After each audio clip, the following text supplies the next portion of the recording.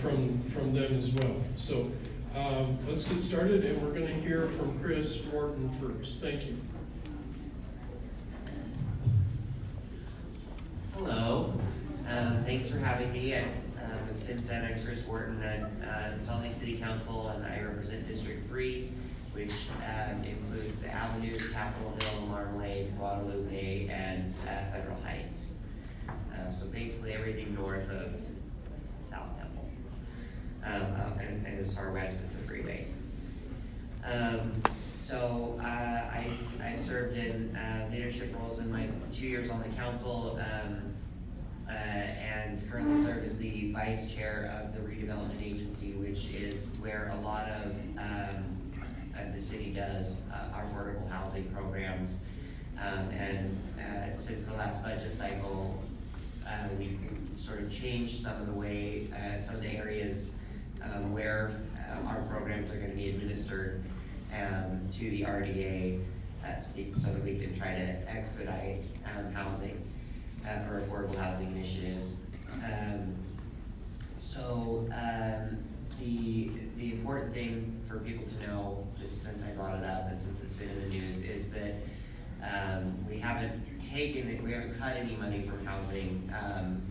In fact, it's quite the opposite. We're increasing, but we're trying to streamline how we're doing the programs. And this year, in particular, both the City Council and the administration, we have a joint housing task force that I sit on to try to find ways to make that even more streamlined when we're working with private nonprofits or with developers to set aside units for more affordable housing and try to investigate and find new areas for dedicated revenue streams for housing.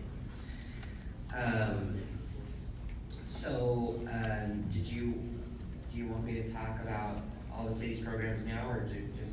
I think it would be good for people to hear in a general way the things that the city has initiated over the last many years. I think Crossroads would claim to have made a statement 5 years ago in front of what is now multiple unit building that we were saying, boy, the city really needs to get involved in housing. Well, the city really got involved in housing, but it really wasn't until the new people on the council, including yourself, came aboard and started putting city money into housing and making it a priority. It's a priority for everyone, but why is it so much more a priority in the city than it might be statewide, say, or it's not county by, or it's not city by city? I think the Salt Lake City experience is good to hear about, so tell us what you're doing. Okay. Well, the city recognized, many years ago that affordable housing was going to be, was going to grow in intensity over the coming years. Just looking at the demographics and the projected increase of how our city is supposed to grow in the next 25 years, we're going to see a huge population increase, and we already have an affordable housing crisis. So we know that that's just going to get worse if we continue to do if we continue to fund affordable housing at the level that was happening a couple of years ago. So and a lot of that came about too with the mayor's Grow SLC housing plan, where we really were looking at those numbers and scrutinizing how and what we can do and what we need to change in order to accommodate this big influx that we're planning on seeing. In addition to that, the number of people in our city experiencing homelessness was getting a lot worse, and residents were starting to. I think that there's been a change too in what voters and residents want to see. They see this homeless population increasing. They see, I think there's more of a willingness to take that on as that these are our neighbors, these are our friends, these are people people who have a right to be here in Salt Lake City as well, and we have to find a way to create a place for everybody. So I think it's been, those attitude changes have contributed to it as well. What we've seen in the last 2 years since I've been on the council is we're going to be opening the new homeless resource centers, which is a new and different model of how we address homelessness with on-site services and sort of decentralizing homeless services. We've seen a lot of money and I think a shift in values in wanting to acquire land and to use the land that the city holds to make better developments for permanent supportive housing, permanent affordable housing. A lot of work, as I mentioned, through the redevelopment agency, which the Salt Lake City Council is also the board of the redevelopment agency of Salt Lake, so we serve in that dual capacity, and the mayor is the executive director of the agency. So when we're making deals with developers who want to build in Salt Lake City because they know that the city's growing and they know the numbers as well, and the fact that Salt Lake City is getting more and more recognition as an up-and-coming city and as a hotspot for young people. So we want to make sure that we are asking them to contribute to this problem as well, and ask them to set aside units for permanent affordable housing. And we negotiate that, we bake that into the deals that we make as the redevelopment agency.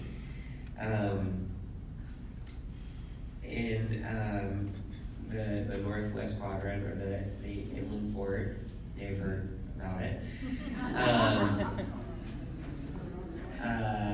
There are,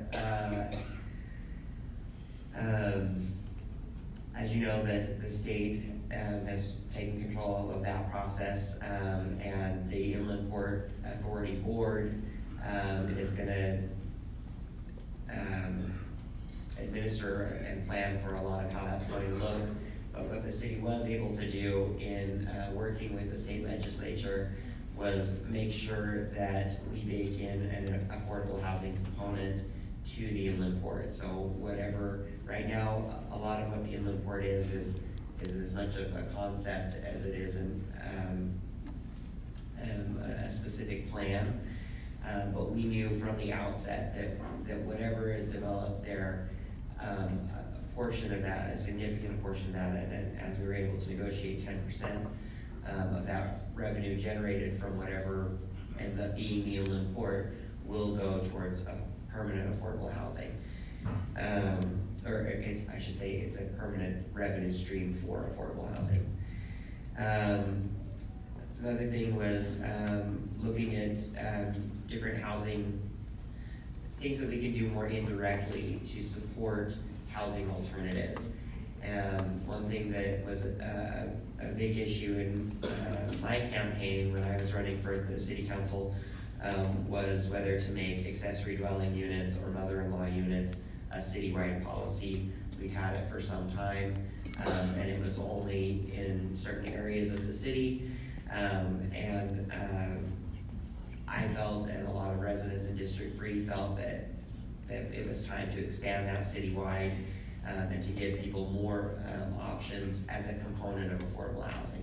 Recognizing that ADUs or any one solution is not going to be sufficient to address this problem. It's too big, it's coming from too many different angles, but could creating an ordinance that allowed ADUs citywide help with that component, and we think that it does. And then the thing that most recently has come up that we're looking at is single SROs or single room occupancies. We used to have a lot in Salt Lake City. Now I think there are only 4, and if I'm not mistaken, they're all owned by the same entity. But there's a lot of reasons why cities have moved away from those, because there's in other cities and in this city, there have been issues with well, people are concerned that it increases crime, that they're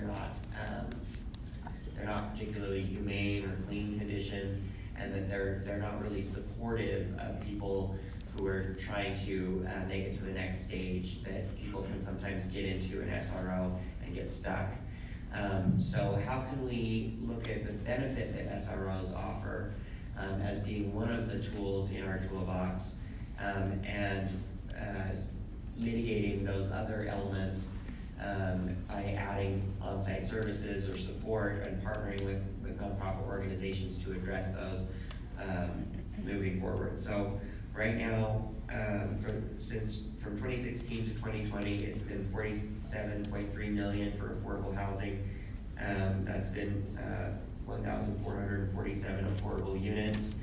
And we were just talking about that with my colleague, Erin Mendenhall, this morning, about that number. And but what Tim said is correct. And right now, Salt Lake City is doing more for affordable housing than the state of Utah is. And we're doing that in part because I think that Salt Lake City voters have different values when it comes to development. And that includes sustainability, and that includes making sure that there's an affordable housing element to make a place for everybody in our community. So I think that's what's driving the change that you're seeing. Thanks. Thanks, Chris. So Shireen, tell us where Salt Lake County's at from your point of view. I mean, you're a newly appointed, I guess you would say, council member. Special elected. Specially elected, and we hope you continue for a long time.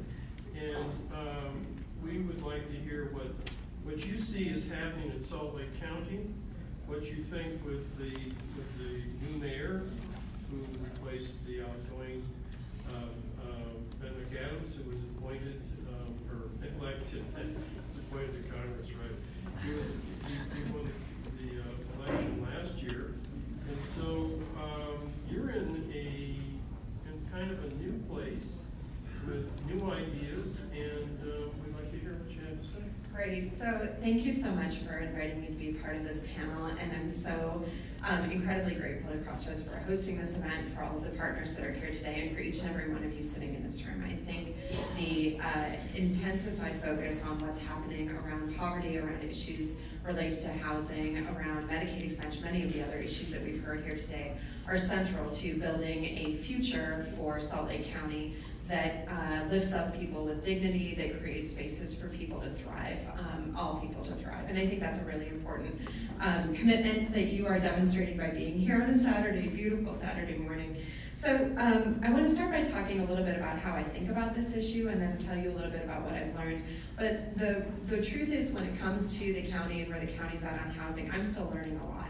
There is a new housing director, actually a position has been posted to come into the county, and so I think that you'll be seeing some real changes in what's going on with housing at the county. I should have checked just before this, but I do believe that we have a dashboard up now, so on the county's website you can go and see a housing dashboard that kind of gives you a sense of some of the big picture issues. So many of you know, I know a little bit about this from the federal side, as probably some of you know, I ran for Congress. If we could just appoint people, wouldn't that be a joy? I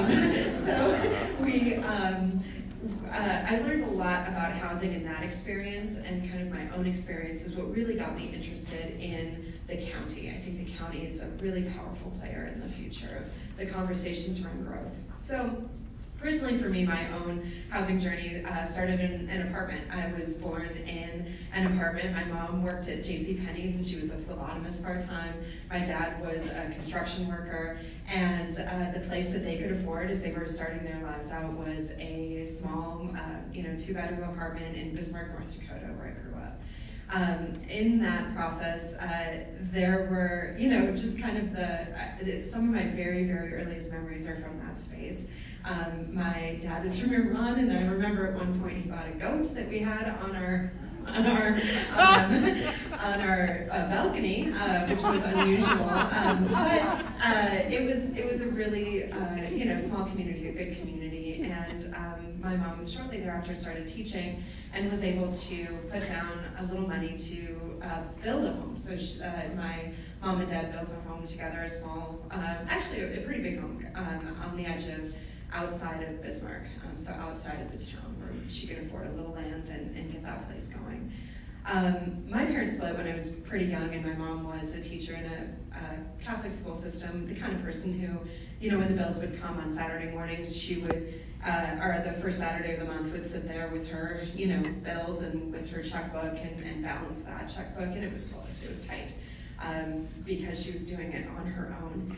And that house was the toehold that my mom had into the middle class. It was the reason that I was able to go to college, to get loans. It was the absolute reason that we were able to really have a pretty, for me, not particularly terrifying life right on the edge of poverty. She was monthly right on the edge of not being able to make those ends meet. And that home changed everything for us. And so when I think about the experiences that I had knocking on doors night after night, especially in the congressional race, across our community, out in West Valley City, out on the west side in Magna, and then here, because I was working full-time, so a lot of my door knocking happened after 5 in places I could get to quickly.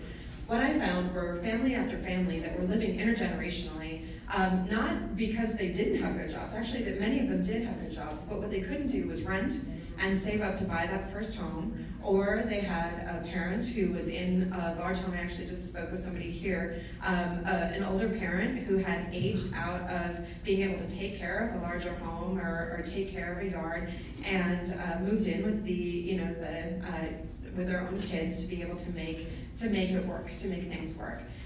And when I'm out in the community and I'm talking about the questions that we're facing around growth right now, around new development, I think what I'm facing is a sense of grief that people have. People who may have moved way out to the edge of the county because they thought that they would get to grow up next to cornfields, which actually I did, or grow up next to an open field or have lots of open space. That future's changing, and they're seeing it change, and I think it's hard to deal with that, and it's hard to look at that without the right kind of infrastructure built around that so that there is good transit or good housing or grocery stores or the kinds of things that people want to see. And I also know that there's that feeling of, because I hear it, I don't want to have a bunch of apartments springing up next to me because, and this has actually been said to my face, right? You know what kind of people come with apartments. To which I have to say, me?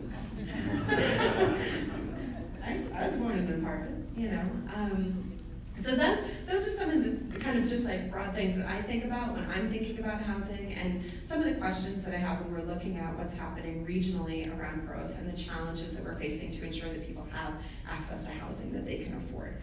So one other quick side story, I've been in the process of educating myself about this, going to different conferences, connecting with people, and one of the other things that I hear in this community is people saying, well, we don't want to look like Seattle. We don't want to look like X community. So I went and found Seattle City Council members, and I said, what would you do differently? Considering the crisis that you're facing now, the issues that you're facing now, what would you do differently?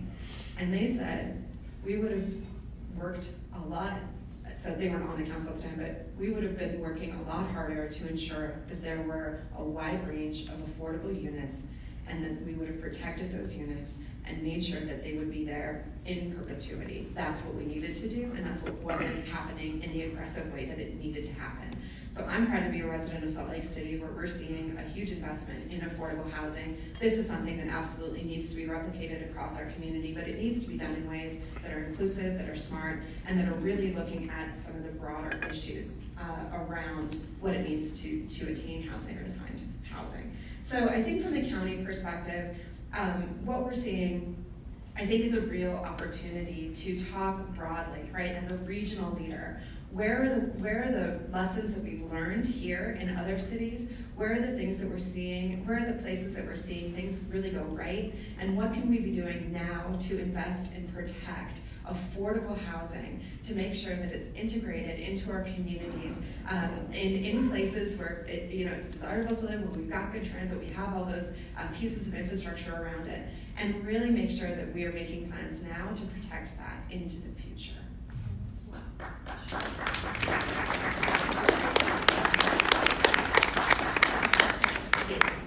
I'm going to go to the negative side here for just a minute, and that's to talk about the state. I think most of you may have been handed out this when you came in, or if it's available somewhere here. There's an article that was written in the Tribune about 2 weeks ago about the lack of funding for the State Housing Trust Fund. Now, some of us were instrumental 30 years ago in making the trust fund exist. The trust fund helps finance low-income housing. And we thought, hey, this is great. We have the State Housing Trust Fund. It will help hallmark the idea that there isn't enough money going into affordable housing, and the state should take a leadership role. Well, the state has taken a caboose role.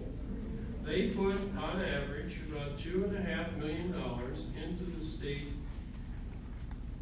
housing trust fund. And then the rest of the money that the state housing trust fund puts into housing is federal money, mostly federal money.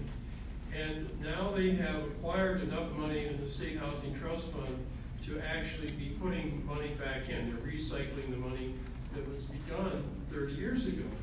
Well, if they had been smart 30 years ago, they would have been putting $5 million a year in, so that the amount of money they were spending now in this housing crisis time would triple what the money is that they could spend. I mean, think of money and you put it in and people pay it back, and then the money expands because it's invested in all the things that you can do when you have a larger sum of money. That is a lack of foresight. I'm trying to pick words that don't sound like the typical Tim stuff. We want to talk about you can do a better job if you really think about what you're doing.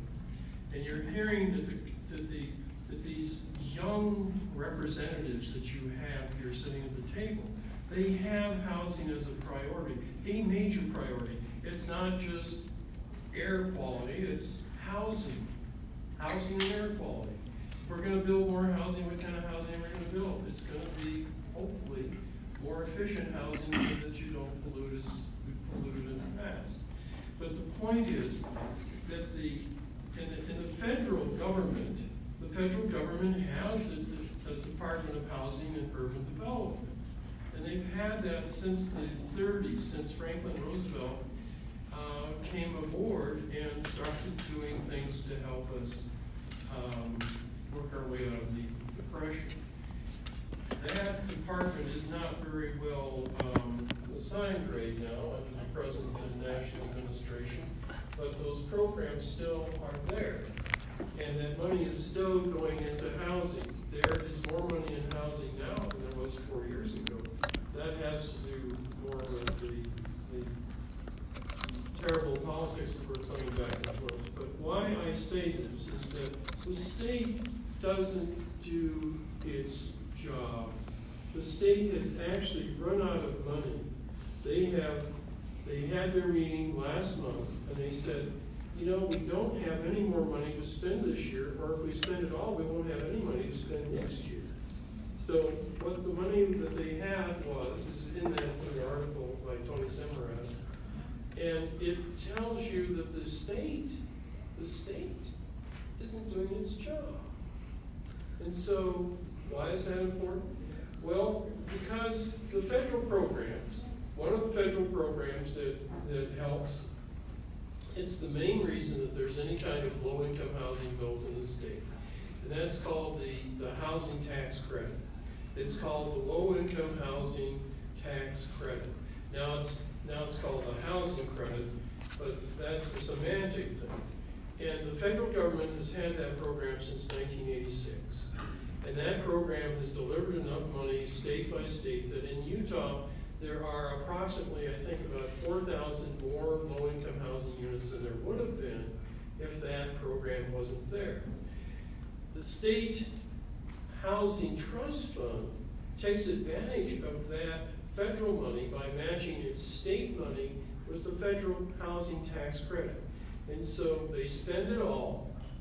They spend all the money they have on tax credits, and they spend all the money they have in the state housing trust fund. But if we had more money in the housing trust fund, we could put more money into the housing tax credit projects, and we could double or triple the number of units we're building that would be for low-income people. And so we have a missing middle. We have a missing middle. And we're going to talk about another issue about missing middles here in just a little bit. That has to do with housing in Salt Lake City. We want to say that we asked, we pleaded, I don't know if we pleaded on our knees, but we pleaded on the phone, for someone from the state to come down and talk about the state situation. We asked two state legislators. One was polite enough to actually communicate back with us and say no. We asked someone who was working with the housing commission that they have to come and talk about why the housing commission wasn't succeeding, and he chose not to come, but he never even communicated with us. And so we think, and then we talked to state bureaucrats to come, and they fudged, and they fudged, and they fudged, and we finally just wrote them all back and said, thank you, no thank you, we don't want to hear from you, we want to start our own effort to make this thing better. And so we have a lot to do, and you have people at the local level, representatives, council people who are here telling you that they're doing their very best. They know what the issues are, but what they need are more resources. And we want to talk about the resources a little bit, but there is new legislation to improve the federal housing tax credit. That's something that we're glad about, and we're supportive of that. And I think that you probably have someplace out there, if you have a copy of the housing tax credit article, you also have a copy of this, which is the Affordable Housing Tax Credit Act of 2019, and that's Senate Bill 1703. Now, why is this important?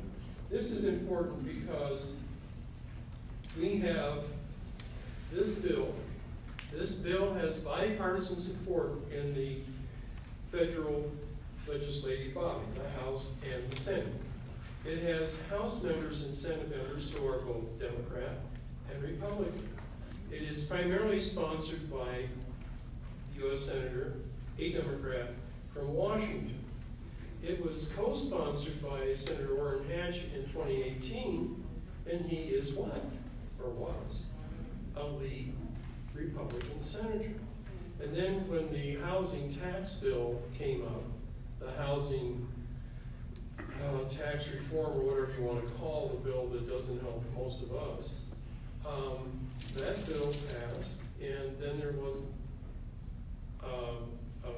actually a cut in the state housing, in the federal housing tax credit. The federal housing tax credit isn't worth as much as it was, but in the Utah market, it's held its value just because we have such a hot market and they need money wherever they can get it. We are hoping that one of the things we can do is take this list that has all of these representatives and senators on it and add Utah to the list. You can see on the back here, there's nobody from Utah that's signed up yet. And nobody from Utah has signed up yet. And you would think that Ben McAdams would probably be on there. Yes, Nia Love signed. And Nia Love sponsored it. She signed on to it. It's sponsored by a Democrat in the U.S. Senate. And Nia Love signed on, so why aren't we getting anybody from Utah to sign up? we will go after that, and if you're interested, we'll take you all with us, okay? But, so can we talk about what kind of resources do you think we can find? What kind of resources are there? What kind of, how much money, I mean, what do you think would make Salt Lake County more potent in terms of its political position on housing? I think we have a new mayor who's better at this than the former mayor. So a couple of things that I think we could be looking at, some of the things that I was thinking about as I started looking at and running for office at the county level. One thing that feels easier to me, and it was an idea that I had, and actually as I was preparing for this week, I thought I'm gonna see what I can do to get that moving, but is to start a regional group looking at foreclosures. We continue to have foreclosures at high rates in our valley, and it would be important to understand that other communities, other municipalities have put together foreclosure review committees. They put different structures in place to ensure that those individuals who are seeing their homes foreclosed have had the full extent of the process go through, that it's been done legally, that they are not being forced out of their homes unnecessarily, right? And so I think we should look at, especially if we're seeing, heading, as many people think, heading towards another recession and thinking about what that could do to our housing. People who are in homes but right on the edge. I think a regional foreclosure committee that's really looking at what can be done to make sure that those individuals have had the full extent of the law, the resources on their side as they move through that process, but then also looking at getting some data around what happened in the pipeline coming into that to see if there were any interventions along the way where local government municipalities might be able to make a small change to help people stay in their homes. So I think looking at the foreclosure crisis that we're continuing to face for families is a place where we could take at least some action. Some of the other things that I know are happening around the county, or around the nation, in particular in Chapel Hill and Chicago, is that those cities have invested in permanently affordable home ownership. And so what they do is allocate a number of funds to local nonprofits who then manage a large portfolio of affordable housing, and they work to ensure that that stays at affordable housing. And then the other side of that, what happens in those municipalities, is really looking at making sure that the tax structure and the tax policies around those permanently affordable homes is fair and reflective of what, so if you keep somebody in a permanently affordable home, they're never gonna be able to fully realize the monetized market value of that home. And so the home should not be then assessed at that full market value, it should be assessed at that permanently affordable value of that home.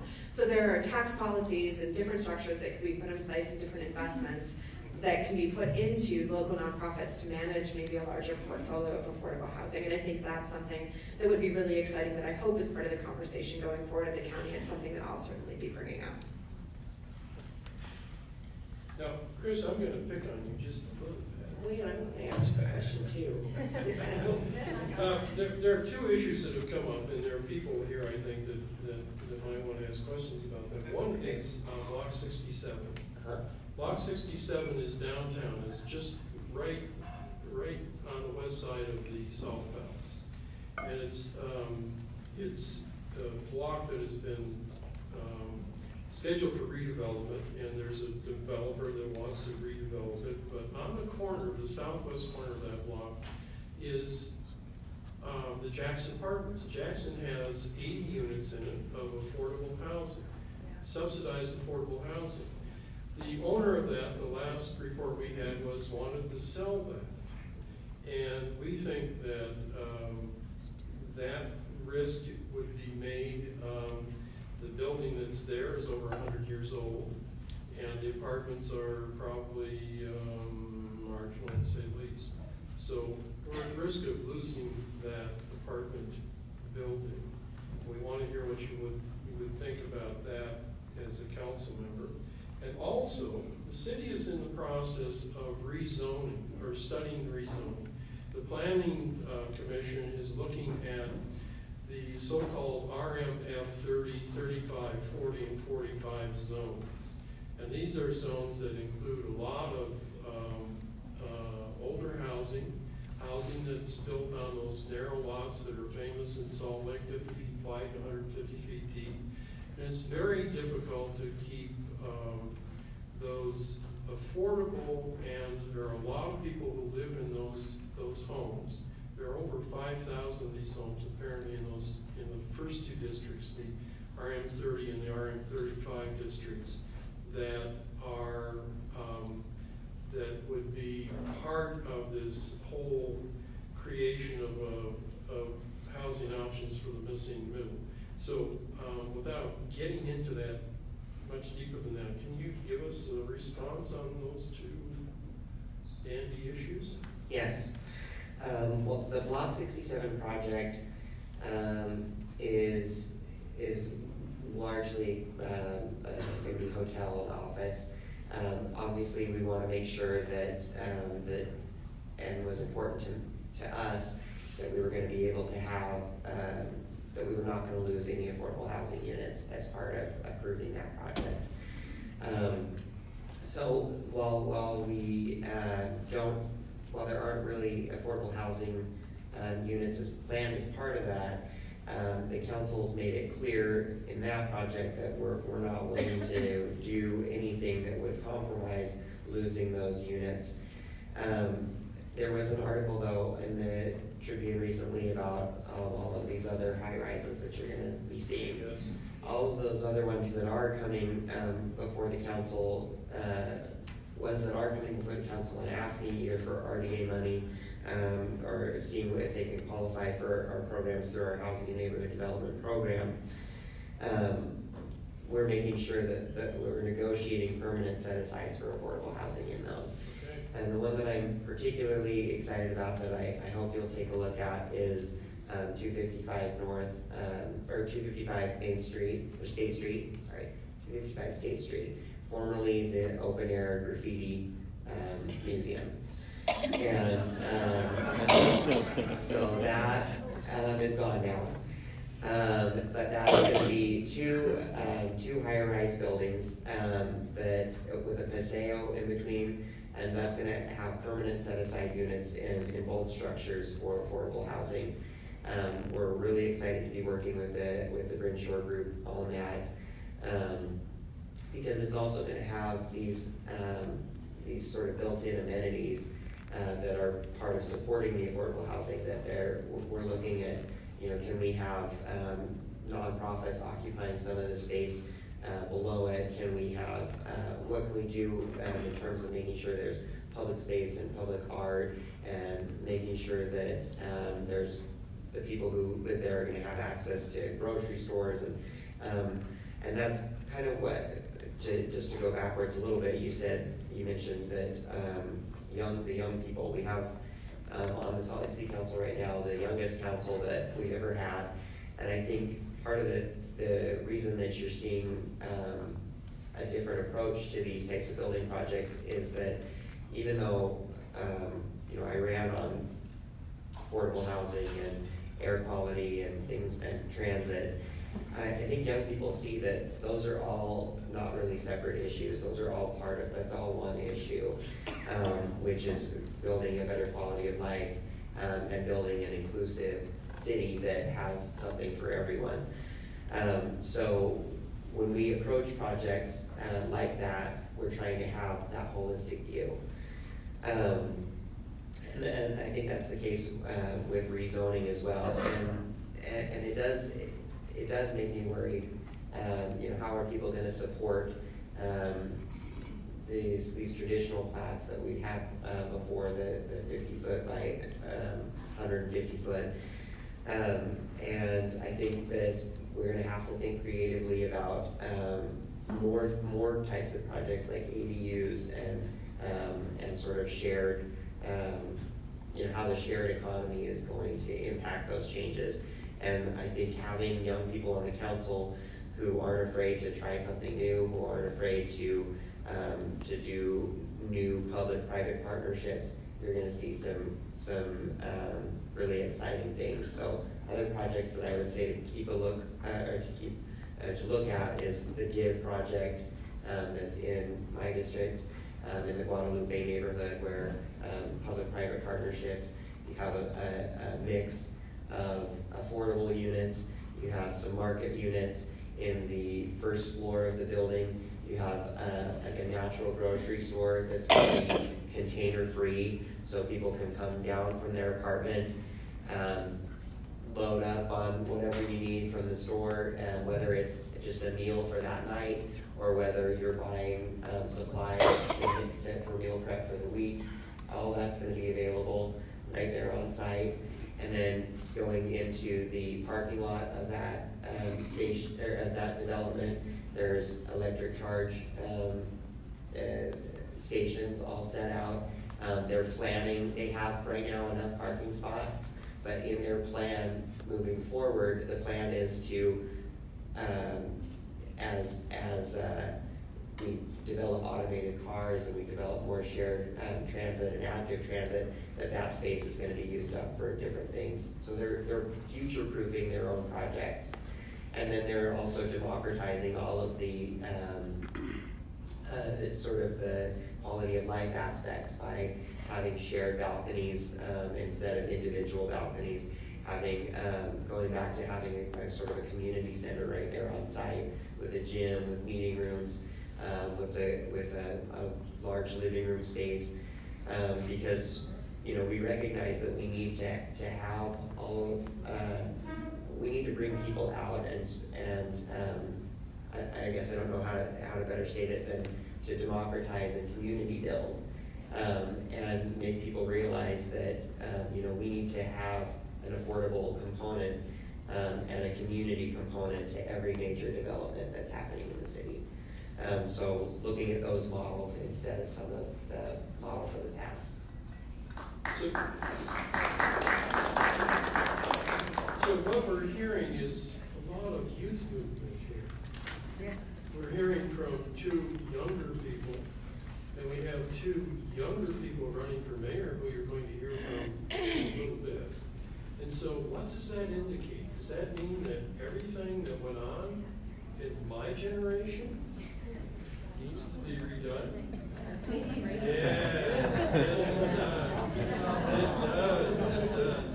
And if you leave here with any thought in your mind, it's why we have a governor, for instance, who is, he's almost as old as I am.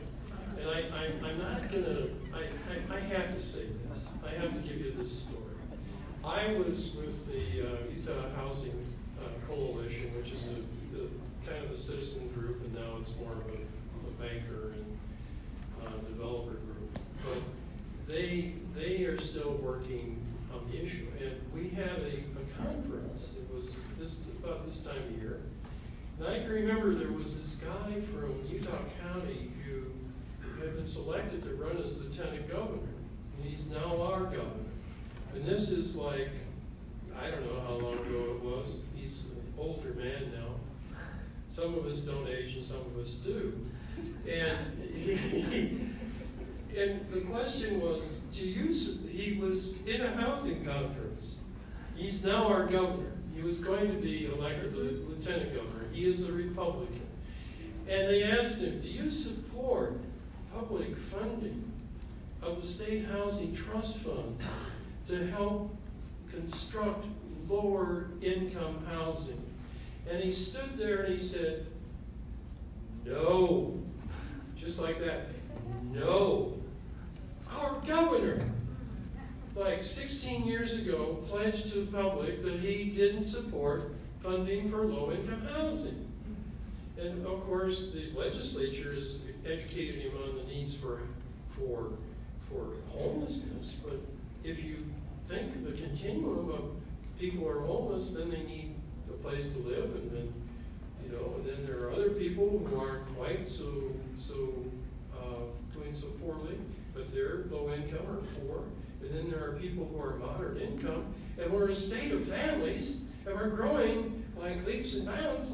And the man in the middle, the people in the middle, the state legislators in the middle, don't support low income housing.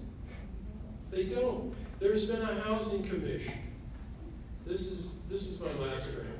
There's a housing commission that was formed by the state legislature with good intentions, and they have been meeting and meeting and meeting and meeting. I've been to 20 of their meetings, and people like Bill Tibbetts, who's much more long-suffering than I am, who spent to 40 of their meetings. And they were gonna put $20 million in this past state legislature. That was supposed to go into low-income housing to help answer the need that they haven't been answering forever. And they didn't put a dime, not a dime more in the State Housing Trust Fund, and certainly not the new $20 million. And so that commission has been meeting since the end of the legislature. And they have many people who are doing good work and making great lists. And the chances of there being new money in the state budget for housing has been lost because the state budget isn't as magnificent as it was last year, last session. And so the opportunity has been lost. And I think we're running out of time. So if you want to ask a question, we've got 5 minutes. Okay, I'll go with One thing.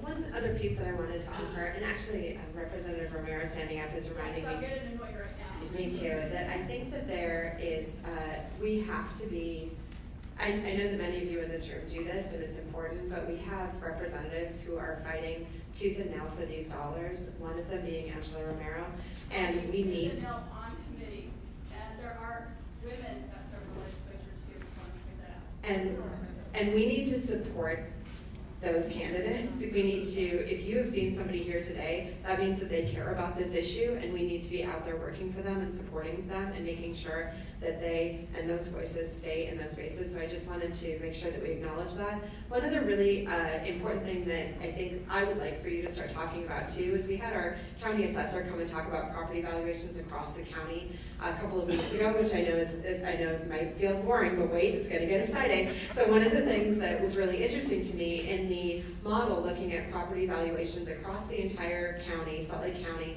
is that those communities, West Valley City, Salt Lake City, the city here, and in fact the southwest quadrant of the valley, where they've done quite a bit of investing in affordable housing, there are quite a few affordable homes out that way as well.